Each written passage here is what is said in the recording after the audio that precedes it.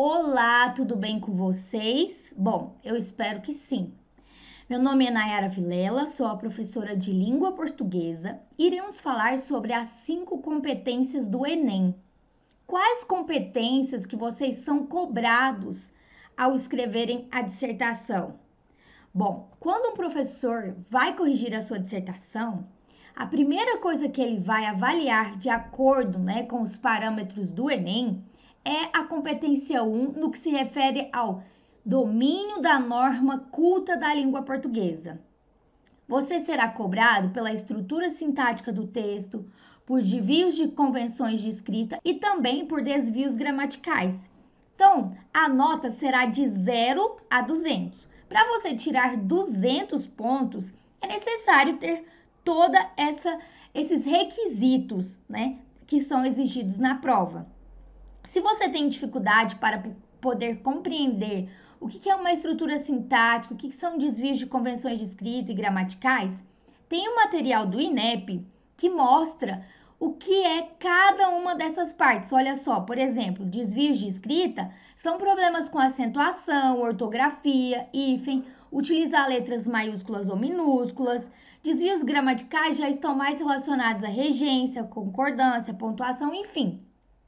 A própria banca, ela organiza toda essa questão. E também os problemas de estrutura sintática são quando você escreve períodos truncados, ou seja, sem colocar pontuação, enfim. Tem toda essa explicação no material que é disponibilizado pelo INEP, certo? Então, de uma forma sintetizada, é isso, tá?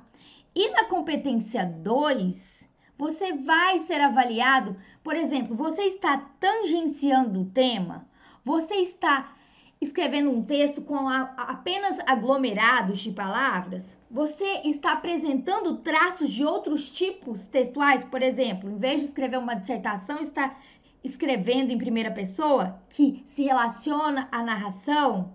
Você está copiando trechos de textos motivadores, aqueles textos que aparecem na prova do Enem? Bom, tudo isso é exigido na competência 2 e para que você tire uma nota de 200 pontos, você tem que evitar tudo isso, certo?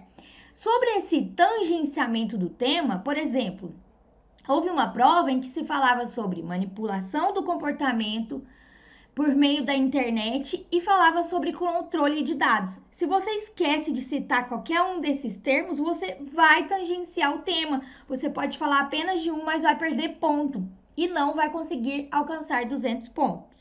Além disso, é necessário um repertório legitimado e pertencente ao tema. O que é repertório? Algum conhecimento de mundo verdadeiro e que pertença ao tema, ou seja, à proposta de redação. Então, se você conhece uma música ou um livro, enfim, e quer citar às vezes uma frase de um filósofo que pertence ao tema que é exigido na prova, e isso é verdadeiro, você pode sim citar e correlacionar a sua escrita. Bom, no que se refere à competência 3, é necessário que você tenha um texto com direção e apresente um projeto de texto e saiba desenvolver muito bem as suas informações. Então, um texto com direção, eu vou mostrar para vocês o que significa. Projeto de texto é quando você estrutura o seu texto. Você cita que vai mencionar duas coisas no desenvolvimento, e no desenvolvimento você realmente desenvolve essa proposta citada na introdução. E quando você sabe argumentar esses dizeres, você com certeza poderá tirar uma nota de 200 pontos. Então vamos olhar aqui sobre a competência 3, só para vocês verem o que é um texto com direção. Um texto com direção considera aquela redação que apresenta informações, fatos, opiniões articuladas, ideias apresentadas que têm conexão entre si, não são ideias desarticuladas, tudo bem? Bom, e no que se refere à competência 4, é muito conectada à coesão e coerência, certo? Você usa conectivos no seu texto? Se você usa, como você usa esses conectivos? Você usa eles com o significado devido? Por exemplo, você coloca portanto, que é um conectivo que finaliza o texto no início de um parágrafo, no início de um texto, desculpa. Então, tomem muito cuidado com o uso dos conectivos e também com a coerência desses conectivos, com a coesão do texto, com o entendimento total desse texto. Bom, e na competência 5 é necessário que tenha os 5 elementos exigidos pela banca, que é ação, agente, meio, efeito e detalhamento. Ação, o que será feito para que esse problema citado possa ser resolvido?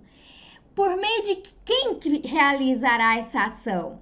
Por meio de qual execução? O que isso pode causar como efeito, por exemplo, na sociedade? E detalhamento seria detalhar algum desses itens, ou ação, ou agente, ou execução da ação, ou efeito.